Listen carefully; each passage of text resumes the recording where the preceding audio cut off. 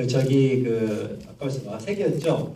첫 번째가 백병전을 역사적 기록과 그것을 넣은 이유. 이순신의 대장선에서 백병전이 있었던 것 같지는 않습니다. 역사적인 팩트는. 근데 안희에 백병전이 있었을 확률이 매우 높습니다. 초유기를 세우고 안희예배가 다가오죠. 거제혈병 안희예배가 맨 먼저 다가옵니다. 아니야, 너가 불법에 죽을래? 아니면 나가 싸워서 지금 전세가 시급하니 나가 싸울래? 안희가 번뜩 정신을 차리고 열심히 나가서 죽기를 각오하고 싸우는데 배 세 척이 달라붙죠.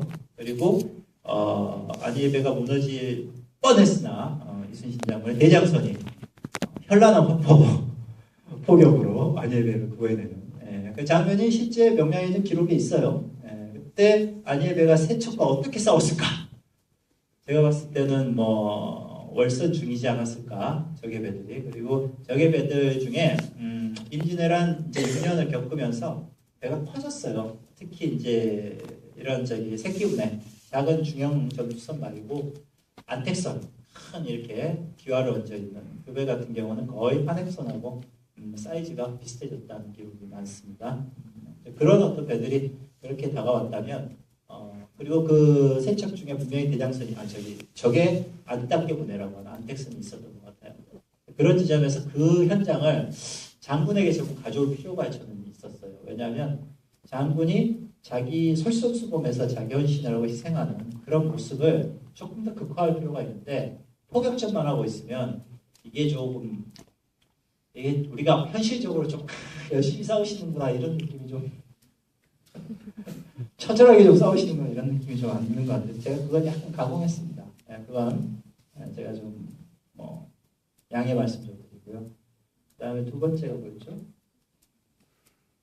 노인우대 도도닥하도라. 설이 있어요. 도도닥하도라가 거기에서 아주 크게 부상을 당해서 돌아가서 사망했다. 또 있고 그 현장에서 사망했다도 있고 여러 가지 설이 있는데 저는 일단은 그 배가 좀 위협을 당하고 그리고 후퇴한다라는 정도의 어떤 설정에서 또 여러 가지 설이 있기 때문에 그런 어떤 상황을 조금 저는 제가 지지하는 설은 조금 이런 쪽에 좀 가까웠어요. 그래서 이렇게 만들었던 거고 다만 그가 썼던 어떤 문구의 어떤 그 엎어짐 정도에서 위협받고 사실 총퇴각시키는 데 있어서 도도닥하도라가 사망하거나 큰 부상을 입어서 의식불명의 상태는 아니었던 것 같아요. 어쨌든 제 해석은 좀 그렇고 그 다음에 세 번째가 뭐였죠?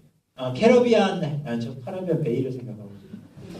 카라비안 해적의 그 회오리를 최대한 닮아서는 안 된다. 왜냐? 그거 너무 블랙홀 같죠? 블랙홀 같은 저런 어마무시한 저런 과장되면 정말 피해야 되는 게 이 명량해전의 회오리다. 회오리라고 해서 같은 회오리가 아니다. 블랙홀이 아니라 저 회오리의 느낌을 최대한 살려서 가자. 저기에 회오리가 CG라고 생각하는 분들이 많았을 거예요. 근데 CG 하나도 없어요. 다만 이제 배가 이제 충돌하려고 하면서 이렇게 도는 부분들은 그거는 3D 풀인데 회오리 자체를 보여주는 부분은 CG가 하나도 없습니다. 그리고 참고적으로 지금 다큐 마지막에 날아가는 풍등도 CG라고 생각하시는 분들이 있어요.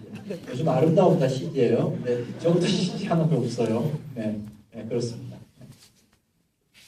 되는데요. 그 전에 질문 받기 전에 사실 저 같은 경우는 이제 국사 배운 게 너무나 오래돼서 실제로 지금 국사에는 이순신 장군에 대한 내용이 어느 정도로 좀 소개되어 있는지 궁금하고요. 어떻게 보면 또 요즘은 이제 명량 회오리 바다를 향하여도 있고 명량도 있고 일종의 좀 에듀케이션이라는 게 있는데 그런 게 실제로 좀 도움이 어느 정도 좀 되는지도 좀 궁금하거든요. 그 부분 좀 먼저 여쭤보겠습니다.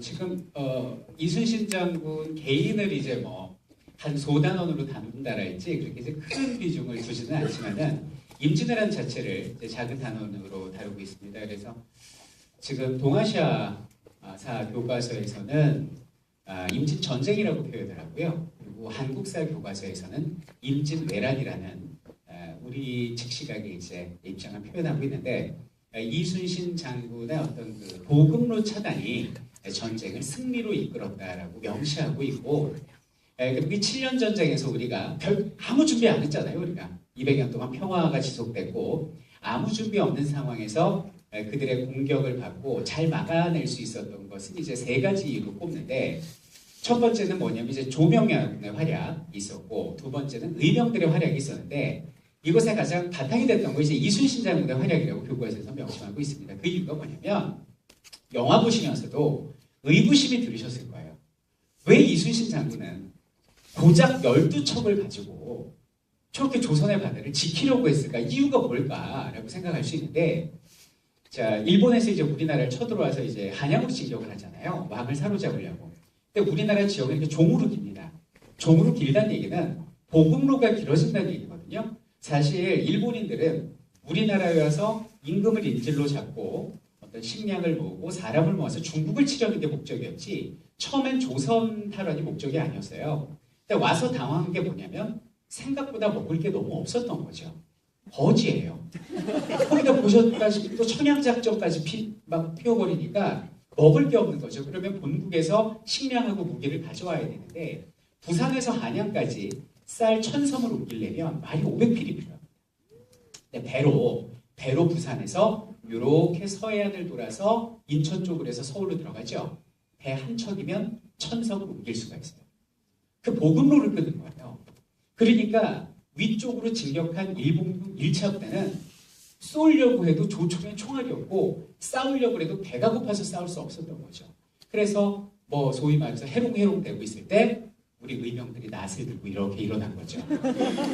배고프니? 힘 없어? 이렇게 싸운 거거든요. 그래서 다들 수고 많으셨지만은 이순신 장군님의 어떤 그런 보급로 차단이 가장 결정적이었다라고 보고요. 그런 부분이 교과서에서도 명시하고 있고 그리고 학생들이 가장 관심을 가지고 있는 수능 시험이랄지 내신에서 꼬박꼬박 빼놓지 않고 출제를 하는 편이다라고 말씀드릴 수 있고요. 그리고 이제 에듀케이션 뭐 말씀하셨는데 에듀테이먼트 뭐 이런 거잖아요. 근데 저는 뭐 김 감독님의 이런 명량 이런 영화와 그리고 요새 뭐 사극열풍 이런 거 있지 않습니까? 이런 걸 통해서 우리 학생들이 그 역사를 공부하는 데 굉장히 큰 도움이 된다라고 생각합니다.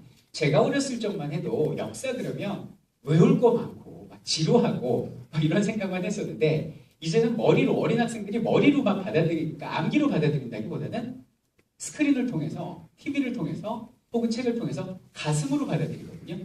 그러다 보니까 이순신 하면은 지루한 게 아니라 가슴부터 물컥 뜨거워지는 거죠.